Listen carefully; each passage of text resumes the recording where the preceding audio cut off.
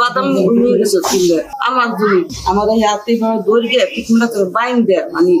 আমার ইচ্ছে মতো পারাইছে আমি যে যেটা পারাইছে আমার দেহানে কে জানাই আর যে দেহানে ঢুকে দেখাইছি মানে মন ইচ্ছে মতো পারাইছে আমার ওই জায়গা বলতে মানে আমি বলতে আমার সাক্ষী করি নাই আমি একা বুঝছেন 2.5 বিঘা করে বাদাম কিন্তু যাবই আধ বিঘা নাগাই নিকে আর 2.5 বিঘা বাদাম নাগাইছি নাগাইছি পরে তো বাড়িতে কোনো পুরুষ খোলা নাই তা আমি সকালে গেছি 2 বাদাম বাতিয়েছি বাতিলাম পিছনটা বাদাম উঠে আমি খেতে যাই দেখি কি 200-300 মানুষ হবে খেতে লুট করে বাদাম নিয়ে যাবার নাকছে আমি যাই করছি কি জান আপনার বাদাম উড়ে আনছে বলার সাথে সাথে কষি কি যে যারা বাদাম উঠে যারা অর্ডার দেয় তারা ধরে ইলেকশন করছি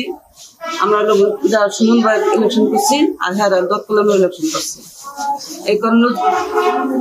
আমার ইয়ে করছি কোহিনুর তারপর আসছে জুলুম সিদ্দিক মাসুদার আর তার আবু তালেব তারপর আসছে আমি একা খেতে গেছি মানে খেতের কাছে কোনো বাড়িঘর নাই আমি একা গেছি দুটা গাছুরে নিয়ে এসে আর দেখি বাদাম বাতিয়েছি তাহলে আমি কিষান দিয়ে বই তারা খেতে যেতে পারবেন না তাকে মামলা দিচ্ছে যাক আমি কিষান বাদাম উড়ে আনি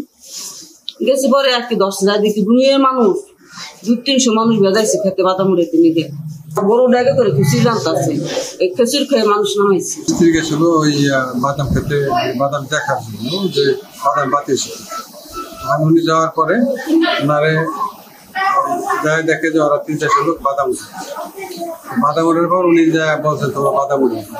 করছে বাদাম করে ওনাদের মারপিট করছে গলায় ইঞ্জুরি ছিল আর হচ্ছে ভূমি হাতে ইঞ্জুরি ছিল আমি যেটা আপনাদের মাধ্যমে জানতে পারলাম যে চান্দ্রি ইউনিয়নে একটা মহিলাকে মারধর করছে আসলে কি নিয়ে মারধর করছে সেটা এখনো আমাদের কাছে কোনো এই ধরনের কোনো অভিযোগ আসে নাই আমরা অভিযোগ পেলে আমরা তদন্ত সাপেক্ষে আইনগত ব্যবস্থা নেব এবং যারা এই ঘটনার সাথে সম্পৃক্ত তাদের আইনের আওতায়